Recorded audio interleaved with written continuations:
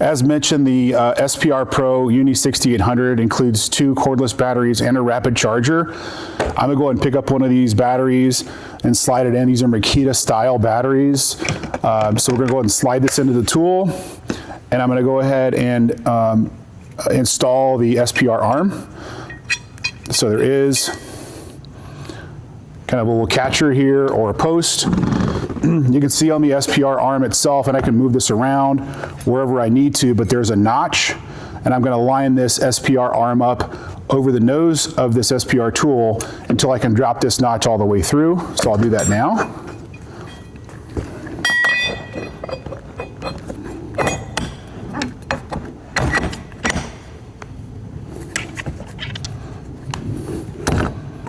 Go ahead and line this up, and I can turn this while I'm going.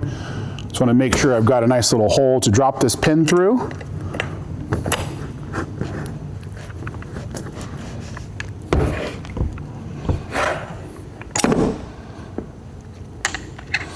Wasn't quite set, so I'll get that right.